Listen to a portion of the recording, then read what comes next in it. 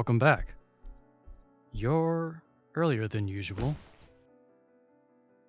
You're also more inebriated. And without an unexpected guest. Of course I know. It's like this every other Friday night. You leave to go, quote unquote, spend time with friends at a nearby bar. Then, usually around 10:30 p.m., you come back with someone on your arm or vice versa.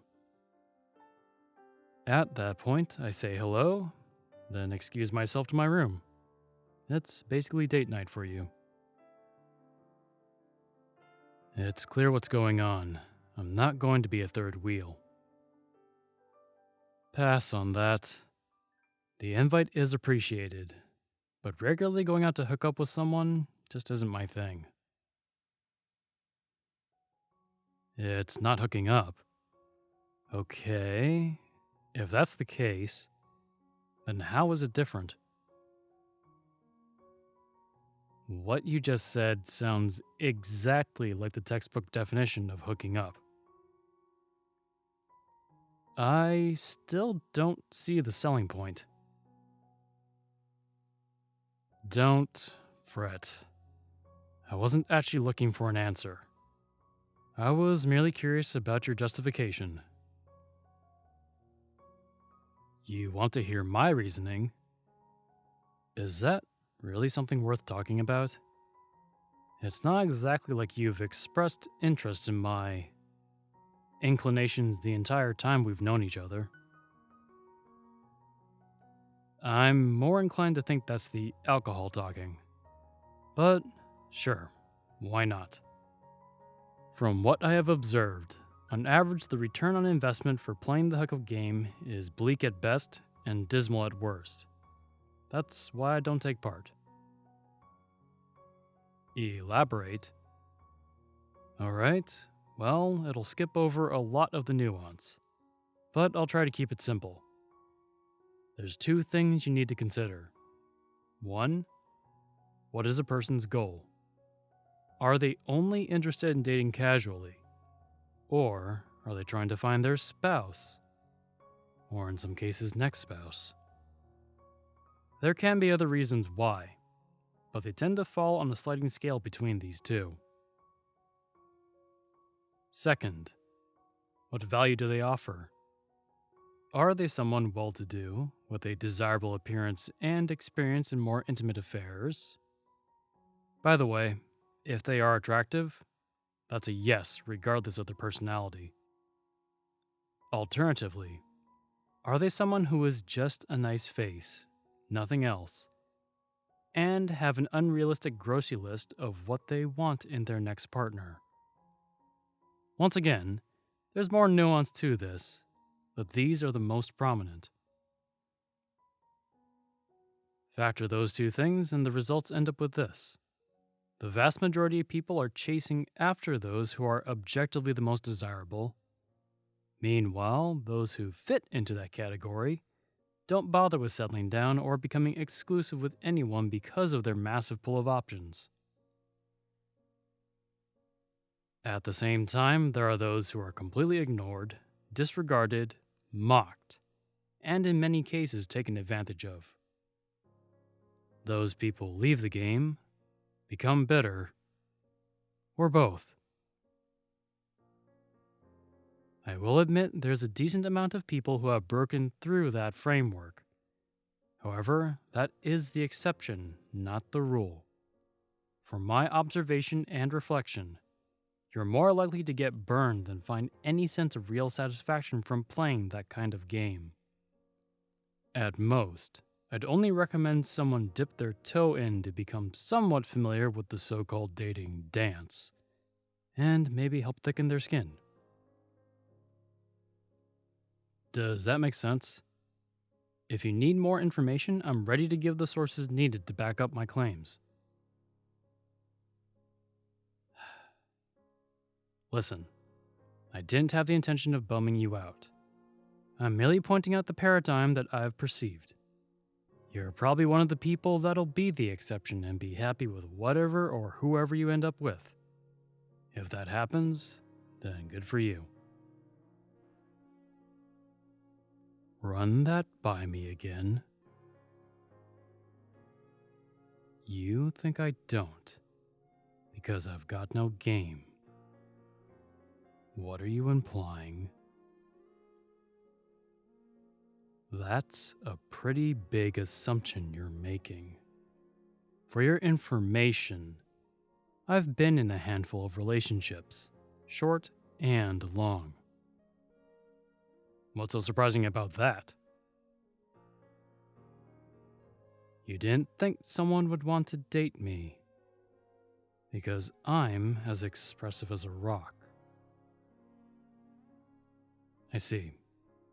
So, you think I don't have any emotions? Never mind. Let's get the facts straight here. The reason I'm off the market is because I choose to. So, if I were so inclined, yes, I could be casually hooking up just like you. Prove it? How exactly? Do you want me to go and flirt with a random person on the street? Bad idea. First, doing that to someone out of the blue is more likely to put them off. Second, I wouldn't want to subject them to that because of a dare. No. You want me to prove myself? I've got an idea.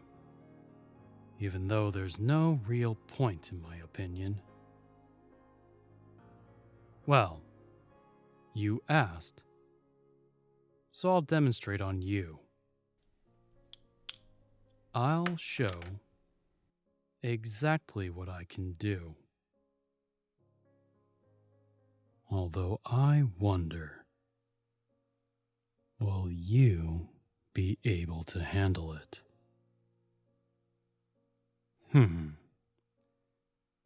What's wrong? You're struggling with even looking me in the eye. It's all right. I find it rather adorable, actually. I had no idea my roommate could be such a cutie. Yeah, I mean that. It suits you, especially with how flustered you're getting. If I'm being honest, this is actually kind of fun. In fact, here, let me get a bit closer. What's that? You're gonna need to speak more clearly. Do I have a type? Are you trying to distract me?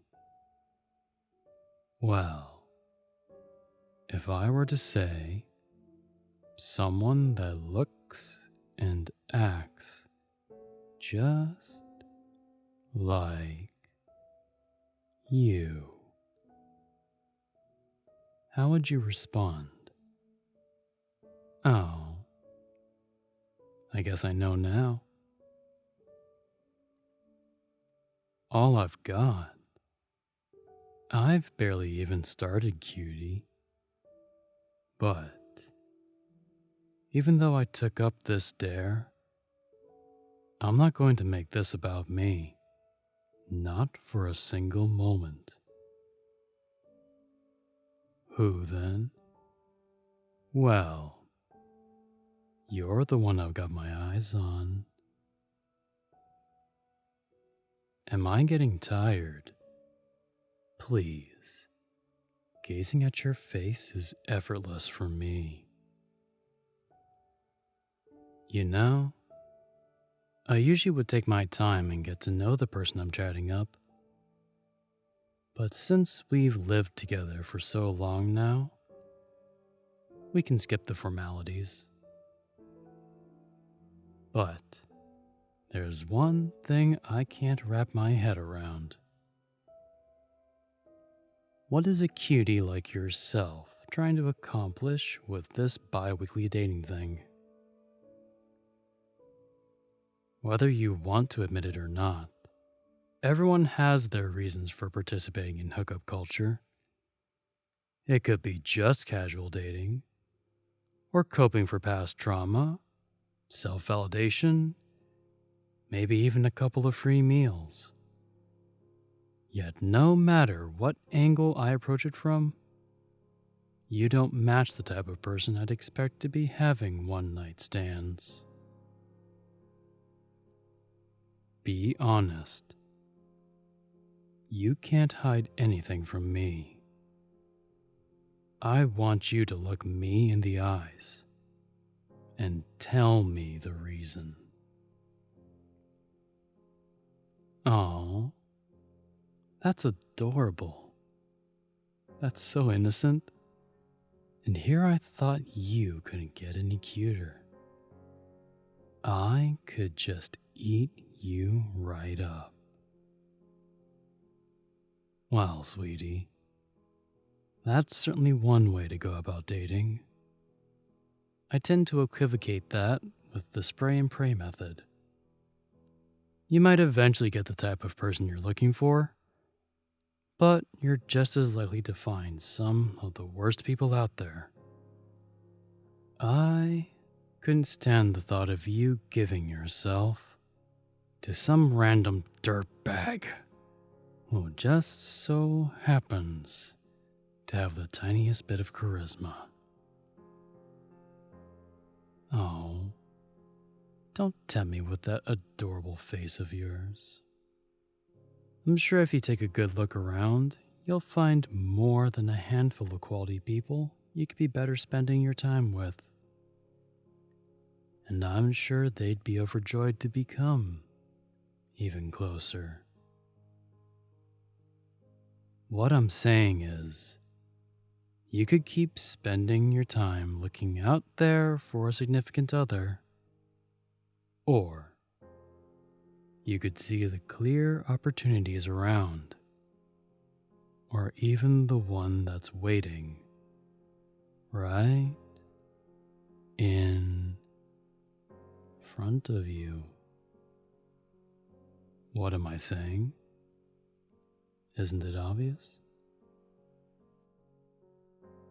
Is this still part of the dare?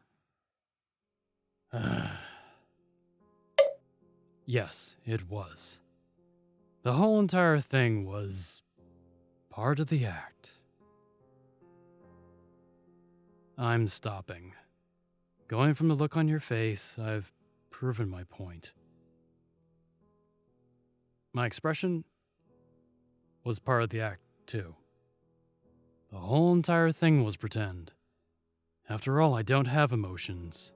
I've just gotten good at faking them. I'm going to bed. It's late. You should be doing the same. Huh? What are you apologizing for? I chose to take you up on the dare. Nothing more to it than that. Don't be concerned. I'm fine. Besides, you're the one that's hammered. Now stop griping and get to bed. And keep a trash can nearby. Get some good rest, alright? I'll see you in the... About the dating stuff. I overspoke. If you believe what you're doing will make you happy, then who am I to say otherwise? What I'm saying is, do what you think is best, and I hope that works out for you. You too. Have a good night.